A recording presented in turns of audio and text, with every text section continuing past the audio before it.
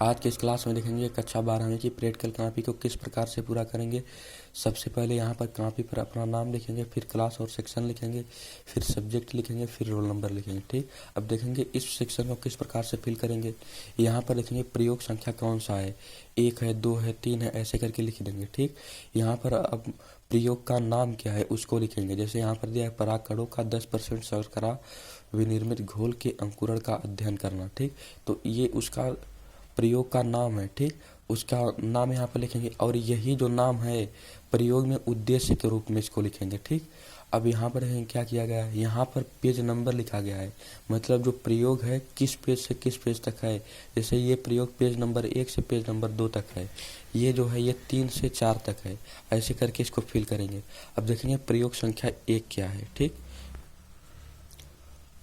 अब देखिए यहाँ पर प्रयोग संख्या 1 उद्देश्य में ये वही था जो मतलब नेम ऑफ एक्सपेरिमेंट में लिखे थे, वही इसको यहाँ पर लिखेंगे। ठीक, अब यहाँ पर आवश्यक सामग्री लिखेंगे। ठीक, मतलब क्या क्या यूज किया जाएगा इस प्रयोग में। उसके बाद ये प्रयोग विधि लिखेंगे। ठीक, इसका स्क्रीनशॉट लेंगे ताकि अगले पेज पर चलें। अब देखेंगे यहाँ पर इसका प्रेक्षण लिखेंगे और यहाँ पर इसका प्रेक्षण लिख लेंगे, उसके पश्चात सावधानियाँ लिखेंगे। ठीक, अब यहाँ पर दूसरे एक्सपेरिमेंट को लिखेंगे क्या है अगले पेज पर। ठीक, अब यहाँ पर देखेंगे प्रयोग संख्या 2 उद्देश्य क्या है इसका, परागकणों के अंकुरण का अध्ययन। ठीक, मतलब परागकण जो होते हैं किस प्रकार से अंकुरित होते हैं। ठीक, उसके विषय में अध्ययन करेंगे। ठीक है, उसके बाद यहाँ पर सामग्री मतलब क्या क्या उसमें यूज किया जाएगा। ठीक, उसको लेंगे, फिर उसके पश्चात ये विधि है किस प्रकार से किया जाएगा।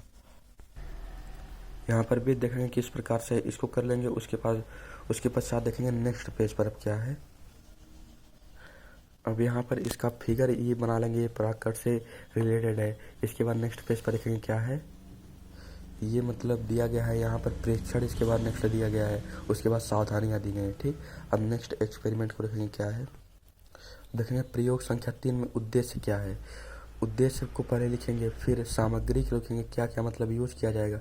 उसके बाद क्या मतलब विधि है क्या है, मतलब किस प्रकार से कौन सी विधि का उपयोग किया गया है। ठीक, अब इसके बाद नेक्स्ट पेज पर देखेंगे क्या है। अब इसके पश्चात ये फिगर है, इसको बना लेंगे, फिर इसके बाद नेक्स्ट देखेंगे क्या क्या है। यहाँ पर देखिए ये लिखने के पश्चात इसका प्रेक्षण लिखेंगे। ठीक, यहाँ पर प्रोफेज का अंतिम प्रावस्था, मतलब प्रोफेज इसमें कुछ है, मतलब इसका अंतिम प्रावस्था लिखना है। इसके बाद यहाँ पर मेटाफेज का फिगर बनाएंगे, फिर नेक्स्ट पेज पर देखेंगे यहाँ पर देखिए मेटाफेज की अवस्था क्या है।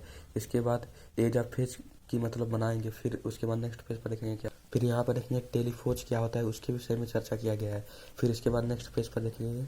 अब यहाँ पर देखेंगे प्रयोग संख्या 4 है, इसमें क्या है, किसी मिट्टी में नमी की मात्रा को ज्ञात करना, मतलब मिट्टी में नमी कितनी होती है उसी को इस प्रयोग के माध्यम से ज्ञात किया जाएगा। ठीक, ये प्रयोग की विधि है, उसके बाद यहाँ पर कुछ कैलकुलेशन किए गए हैं, ये सब लिख लेंगे। ठीक, अब ये इसका रिजल्ट क्या है और इसकी सावधानियाँ क्या है, इस सब के विषय में लिख लेंगे।